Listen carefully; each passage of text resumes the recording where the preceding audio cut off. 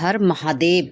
सावन में हरियाली तीज आप लोगों को इस वीडियो में जानने को मिलेगा। बहुत ही साधारण सामग्री के साथ आप हरियाली तीज का व्रत कर सकते हैं। हरियाली की जो तीज होती है उसमें बहाना निकालते हैं। ज़रूरत की सामग्री क्या होती है, देखिए बहुत ज़्यादा भी कर सकते हैं, लेकिन साधारण और सिंपल तरीके से हरतालिका यानी हरियाली तीज पर आप किस तरीके से पूजा कर सकते हैं घेवर के साथ, और कौन कौन सी चीज़ें आपको रखनी चाहिए। सभी लोगों के लिए, महिलाओं के लिए, शादीशुदा महिलाओं के लिए पहला बहाना बहुत ही शुभ होता है, लेकिन जो आपके सामर्थ्य के अनुसार बहुत ही छोटी चीज़ें हैं, बहुत ही कम चीज़ों में आप कैसे ये व्रत कर सकते हैं। जो लोग पहली बार कर रहे हैं उनके लिए भी विशेष है, और जो लोग करते हैं उनके लिए तो है ही खास। तो आप जानेंगे कि बहुत ही कम सामग्री में मैं आप लोगों को, जो आप गौरी माता को चढ़ाते हैं या फिर आप बहाने में निकालते हैं, वो चीज़ें मैं आप लोगों के साथ शेयर कर रही हूँ। बहुत ही कम चीज़ें हैं जो कि आप उनसे अपना बहाना निकाल सकते हैं। तो दोस्तों, अगर चैनल पर पहली बार आए तो झलकदानी चैनल को सब्सक्राइब कर लीजिए और वीडियो को लाइक अवश्य करिए।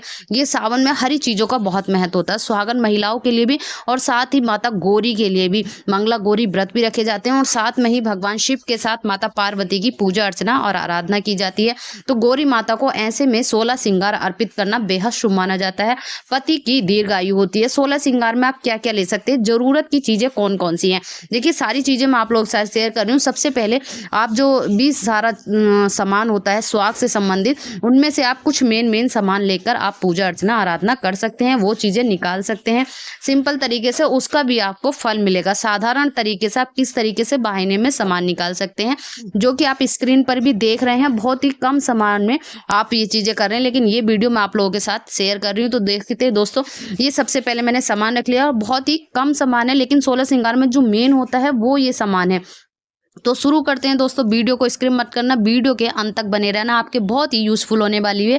ये है हरी चूड़ी, कांच की चूड़ी है। हरी चूड़ी जो है बेहद शुभ माना जाता है, क्योंकि हरी चूड़ी ही आपको तीजों पर निकालनी चाहिए। तीजों यानी हरियाली जो होती है, हरियाली तीज ही नाम उसका इसीलिए रखा गया है कि हरी चूड़ी ले सकते हैं आप, किसी भी तरीके की प्रिंट की ले सकते हैं, प्लेन ले सकते हैं। ये आप देख रहे हैं स्क्रीन में भी मैंने इस तरह का थोड़ा थोड़ा इन पर वर्क है, और ग्रीन पर तो इस तरीके की चूड़ी भी चल रही है। और मार्केट में आप जाएंगे तो बहुत तरीके की आपको चूड़ियाँ मिलेंगी हरे कलर की, और साथ ही आप जो प्रिंट ऊपर से रेड, येलो और गोल्डन कलर का, वाइट कलर का, ये शुभ माना जाता है, क्योंकि रेड, गोल्डन और हरा ये कलर ही होता है। और मल्टी कलर भी आप ले सकते हैं, क्योंकि और जैसे हरी चूड़ियाँ होते हैं, जैसे घर में बच्चे होते हैं, कन्या होती है, उनको भी अगर आप हरी चूड़ियाँ देते हैं तो बहुत ही शुभ माना जाता है। जैसे महावर हो गई, ये भी बहुत शुभ चीज़ है। तो इसमें ये सारी चीज़ें हैं। आपके जो महावर है ये सुहागनों के लिए बहुत ही खास चीज़ होती है। तो ये श्रृंगार आप करने के बाद ही, महावर अपने हाथ पैरों पर लगाने के बाद ही आपको ये बहाना करना चाहिए। जो लोग पहली बार कर रहे हैं उनके लिए बेहद शुभ है, और सभी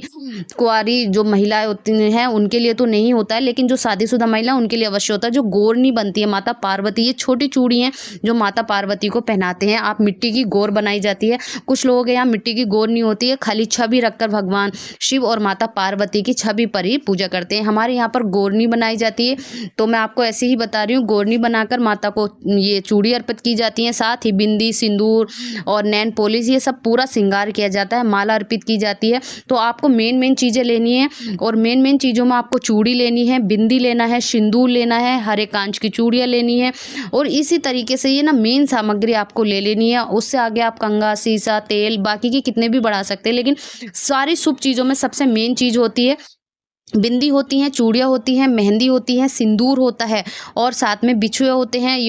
जो आपके पास जो भी है अपनी सामर्थ्य के अनुसार सच्चे हृदय से अगर आप जो भी सामान निकालते हैं तो माता गौरी उसे एक्सेप्ट करती हैं, स्वीकार करती हैं, और आपका व्रत भी होता है। वही चीज़ लगती हैं। और आप किसी से इस व्रत में गलती मत करना कि किसी से भी भूल कर भी आप उधार लेकर ये चीज़ें माता गौरी को भी नहीं अर्पित करें, और साथ में बहाना भी ना निकालें। हरियाली तीज का जो आपके पास है, जो कपड़े अगर आप नहीं ले पा रहे हैं तो वही पुरानी जो शादी की आपकी साड़ी होती है वो चीज़ ले लीजिए, उसी को आप पहन सकते हैं। फिर मिलते हैं, तब तक के लिए हर हर महादेव।